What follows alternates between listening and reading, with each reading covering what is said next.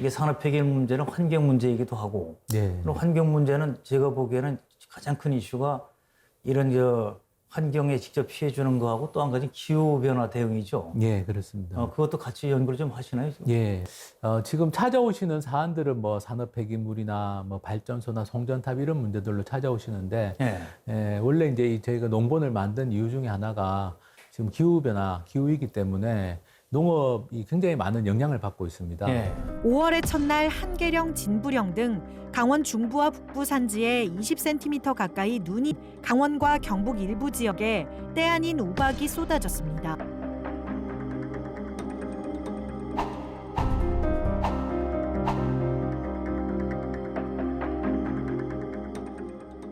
근데 거기에 대한 피해 조사도 제대로 안 되고 있고 또 정부 차원의 대책도 마련되지 않고 있어서 지금 그 기후 위기로 인한 어떤 농업 피해, 예. 또 농촌의 변화 예. 이런 것들을 좀 저희가 모니터링도 하고 어떤 대안이 있을지 좀 대안도 좀 찾으려고 하고 있습니다. 예.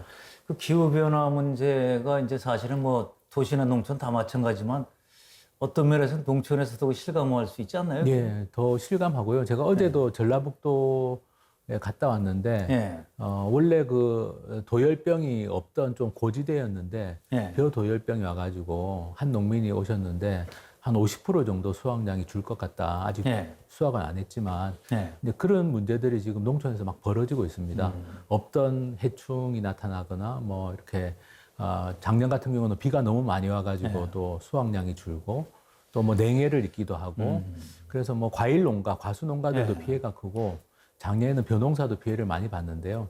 이게 일시적인 현상이 아니지 않습니까? 말씀하신 것처럼 기후변화라는 게 계속 이제 앞으로 더 심각해질 거기 때문에 그래서 거기에 대해서 좀 대책을 좀 마련하게 해야 되는데 그러려면 일단 뭔가 좀 실태 조사부터 필요하다. 그래서 지금 그런 조사 작업도 지금 나름대로 하고 있습니다. 자, 이제 환경 문제가 오늘 이제 광범위하면서 또 우리의 그대로 이제 영향을 미치는데 그 홍수, 또 가뭄, 예. 뭐 고온, 예. 뭐 냉해, 그야말로 농촌은 뭐 직접 부딪히잖아요. 그렇습니다. 농업 짓는데. 예. 거기다 이제 산업 폐기물까지. 자, 이 농촌과 이 환경에 관련된 것들이 현황이 현재는 어떻습니까? 가장 뭐가 심각한 겁니까?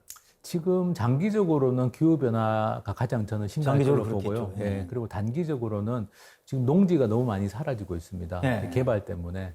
그리고 농촌이 공기가 깨끗하고 환경이 좋아야 되는데 실제로는 그렇지 못한 경우들이 많아서 우리나라 농촌이 사실은 여러 가지 뭐 수질오염이나 대기오염 같은 시설들이 많이 들어와 가지고 농촌의 환경이 그렇게 깨끗하지 못한 게 현실이거든요. 그리고 이제 그러다 보니까 또 농촌이 사람들이 좀 들어와서 많이 살려고 해야 되는데 오히려 이제 농촌이 그렇게 장점을 좀 많이 잃으면서 또 농촌을 떠나는 분들이 더 많아지기도 하고 그래서 농촌 자체가 지금 굉장히 심각한 사실 위기 상황입니다. 인구도 줄고 고령화는 되고 환경은 많이 악화됐고 예전보다는 그래서 이제 이런 상황에서 좀 농촌이 잘 이렇게 자리 잡을 수 있는 방법들을 좀 찾아야 될 것 같습니다. 저는 뭐 이제 현장을 안 가봐서 정확한 실태는 모르겠는데요. 이제 보도되는 걸 보면 제일 안타까운 게 뭐냐면 나무를 뽑아내고 정말 잘라내는 거. 그 나무를 뽑아내고 잘라내는 게 왜 하냐면 뭐 개발 때문에 그렇단 말이죠. 그 다음에 이제 태양광 문제도 또 이게 보니까 그리고 설치를 하려니까 뭐 또 일부 잘라내고 등등 하는데 그런 거 현장도 많이 가보셨을 거 아니에요? 지금 우리나라에서 농촌에 사는 태양광 특히 그 임야나 농지를 이렇게 훼손해가지고 하는 태양광 같은 경우는 좀 문제가 심각한데요. 지금 제가 도와드리는 사안 중에도 친환경 농지로 정부에서도 지원해가지고 시범 단지 비슷하게 만들어 놓은데 거기를 이제 태양광을 하겠다. 그걸 뭐 몇만 평을 태양광을 하겠다. 이렇게 하는 곳이 있습니다. 그러니까 그런 경우는 사실은 태양광도 중요하지만 우리는 또 농지를 보존해야 된다는 게 지금 우리는 더 중요한 거죠. 왜냐하면 뭐 식량 자급률이 워낙 낮은 우리나라는 나라인데다가 농지 자체도 지금 계속 줄어들고 있는 뭐 1년에도 계속 이제 매년 농지가 줄어들고 있는 상황이라서 저는 태양광도 중요하지만 농지를 보존하는 거는 어떻게 보면 더 중요할 수 있다. 그래서 태양광을 하더라도 가능하면 농지가 아닌 다른 곳부터 먼저 했으면 좋겠다라는 생각이고요. 지금 농촌에 산업단지가 많이 들어와 있는데 산업단지에 있는 그 뭐 공장 건물 옥상이라 그 지붕이라든지 이런 데들 보면 태양광 발전할 수 있는 여지가 굉장히 많습니다. 그것도 하는 건 문제가 없죠. 예. 그리고 뭐 축사는 지금도 좀 일부 하고 있지만 그래서 어떻게 보면 농지를 훼손하지 않고 할 수 있는 방식으로 태양광 발전을 하는 것도 맞지 않나. 농지는 제일 뒤로 가고 제일 후순위고 그 앞순위에 말씀드린 것처럼 뭐 산업단지라든지 놀고 있는 땅이라든지 뭐 도로 옆이라든지 뭐 여러 건물들 도시나 이런 공장에 있는 건물들 옥상 뭐 옥상 지붕이라든지 이런 공간들부터 먼저 활용하는 게 저는 맞다라는 생각이 들고요. 농지는 함부로 건드려서는 안 된다. 특히 이렇게 말씀드린 것처럼 진짜 흔히 말하는 절대 농지 뭐 또는 이제 친환경 농업으로 아주 이제 그동안 잘 보존해 왔던 농지들, 이런 농지들을 훼손하면서까지 태양광 발전하는 것은 저는 그건 친환경이 아니다.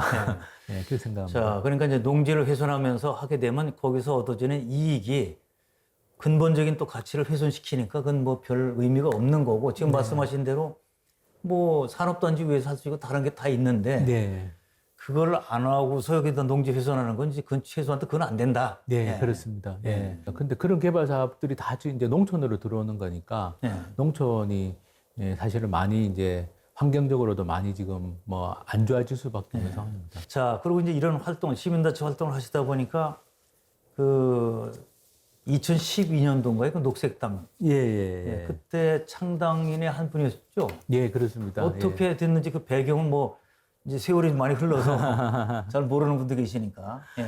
그때 이제 2011년에 후쿠시마 사고가 일본에서 났었고, 그러면서 이제 유럽의 녹색당들이 많이 있지 않습니까? 맞아요. 그러니까 환경 문제, 뭐 핵발전 문제 이런 것 때문에 생긴. 그래서 우리나라도 녹색당이 필요하다. 그래서 이제 2011년에 창당 준비를 해가지고 2012년에 창당을 했고요. 아직까지는 뭐 국회의원이 없는 원외 정당이다 보니까 영향력의 한계는 있지만 그래도 뭐 이런 전 세계적으로 녹색당은 다 있기 때문에 이제 글로벌 그린스라는 전 세계 네트워크도 있습니다. 서로 연계할 수 있게. 연계해서 어쨌든 기후 위기라는 게 전 세계적인 문제니까 녹색당이 앞으로는 한국에서도 좀 역할을 할 게 많지 않을까라고 생각하고 있습니다. 그럼 하여튼 녹색당을 이렇게 창당하는 그 일원이었기 때문에 녹색당 안에서는 주로 어떤 일을 하셨어요? 저는 이제 아무래도 처음에 이제 창당할 때 준비 작업을 좀 총괄했었고요. 창당 초기에 이제 그런 공동 운영위원장이라고 일종의 당 공동 대표 같은 역할을 좀 꽤 했었습니다. 지금은 이제 평당원입니다. 또 이제 뭐 그 법률도 잘 아시니까. 그리고 하다 보니까 이제 정치 제도가 문제가 많아서 지금 뭐 선거제도라든지 정치관계법 개정하는 활동들도 좀 참여를 해서 했었습니다. 역시 이제 변호사로서의 역할을 하신 거고. 그 유럽 보면 녹색당에서 이제 꽤 많은 의원들을 이제 배출했단 말이죠. 이게 우리나라는 그 배출이 안 된 이유가 뭐죠? 그 유럽의 이제 녹색당이 좀 활발한 나라들의 특징이 비례대표제로 선거를 합니다. 그래서 정당이 받은 표대로 의석을 나눠 가지기 때문에 아무래도 정책 중심으로 선거가 되는데 우리나라는 이제 아시는 것처럼 지역구 선거 중심이고 인물 중심이다 보니까 소수 정당이 이렇게 새롭게 국회에 진출하기가 상당히 좀 어려운 면이 있습니다. 그래서 선거제도에 좀 한계가 좀 많이 있고요. 또 이게 우리나라가 5천만 정도 되는 인구다 보니까 이 정당을 알리는 게 쉽지가 않습니다. 주류 언론에서는 아무래도 큰 정당들 중심으로 정치 관련된 보도를 하다 보니까 이 작은 정당, 신생 정당이 알리기가 좀 어려운 문제도 있는 것 같습니다. 자, 그럼 기왕 얘기 나온 길에 어쨌든 지금까지 녹색당의 성과는 뭐라고 생각하세요? 저는 그래도 한국에서 뭐 예를 들면 그 원전 핵발전소 문제라든지 기후 위기, 기후 변화의 문제라든지 또 이런 정치 관계 제도의 문제라든지 또 뭐 요즘엔 동물권, 동물 복지 관련된 이슈들, 이런 이슈들을 사실은 녹색당이 원외 정당이지만 먼저 좀 제기를 했고 그런 이슈들을 좀 기존의 정당들이 좀 많이 수용한 면은 있습니다. 비록 이제 작은 정당이지만 그런 역할을 했었고요. 또 뭐 기본소득, 요즘 관심 있는 기본소득 같은 것도 녹색당이 먼저 당론으로 결정을 해가지고 그래도 좀 다른 당에서 또 다른 당에서도 받아들인 면도 있습니다. 그래서 사회적으로 또 이슈하는 것도 많이 했으니까. 그렇습니다. 기왕 내 얘기 나온 길에 그 동물복지 쪽은 지금 현재 어디까지 와 있는 겁니까, 우리가? 지금 우리나라는 이제 동물 복지에 대한 인식은 좀 점점 많아지고 있는 것 같은데요.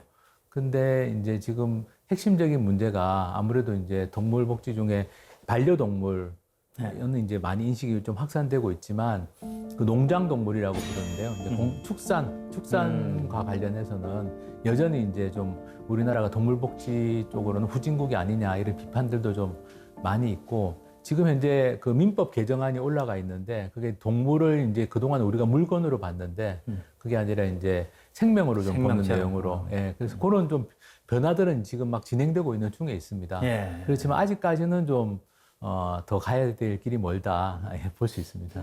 자, 그리고 이제 그 주류 정치권 또 큰 정당이 보면 환경 문제에 관심 다 갖고 있어요. 네. 근데 그 농촌 환경 문제는 특별히 관심 갖는 것 같지가 않는데 어떻습니까? 제가 느끼기에도 그렇습니다. 네. 그러니까 이제 예를 들면 기후변화에 관심이 되게 많은데 네. 농촌에서 기후변화가 어떤 영향을 일으키고 있는지 뭐 농업에 어떻게 피해를 주고 있는지 네. 이런 부분에 대해서는 지금 관심 가지고 있는 좀 큰 정당이나 정치인들은 별로 없습니다. 네. 없고 그러다 보니까 또 뭐 예를 들면 농민들 같은 경우는 이제 많은 그런 피부로 느끼는 변화들을 말씀하시거든요. 네.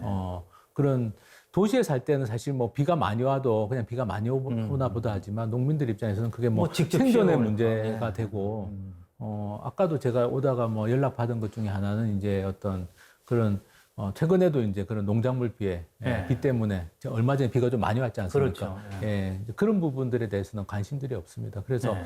제가 생각하기에는 기후변화도 농촌의 입장에서 기후변화 또 농촌의 입장에서 환경 문제를 좀 이야기하는 네. 그런 게 좀 내년에 뭐 선거도 있지만 좀 그런 얘기들이 좀 정치권에서도 많이 돼야 되지 않을까 싶습니다. 네. 지금 우리나라 국토 면적의 73%가 면지역이거든요. 네. 국토 면적의 가장 많은 부분을 차지하고 있는 게 농촌이고 네. 그 농촌 지역의 환경 특히 기후변화 시대, 기후위기 시대에는 이 농촌 지역이 더 중요하기 때문에 예, 그렇게 좀 초점을 맞춘 정책들도 필요한 것 예, 같습니다. 앞으로 이제 그 방향으로 좀 갔으면 좋겠는데 그것도 많이 또 이제 뭐 칼럼 좀 쓰세요.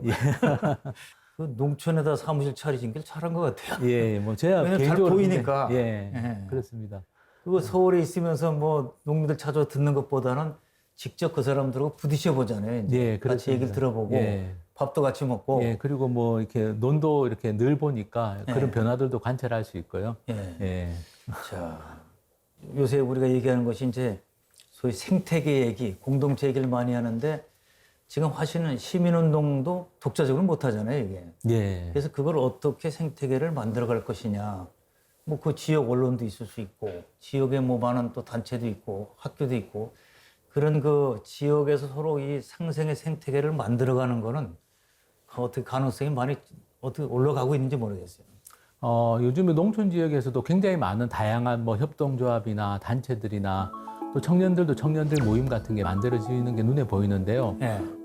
이제 그게 좀 더 뭐랄까 좀 체계적으로 이렇게 연계되는 거, 네트워크가 만들어지는 게 좀 필요한 것 같습니다. 필요하고 이제 뭐 아까도 말씀드렸지만 제가 하는 이런 활동들도 가능하면 여러 지역에서 이런 사무실들이 많이 생겨가지고 같이 좀 연계되면 더 좋지 않겠나 싶습니다.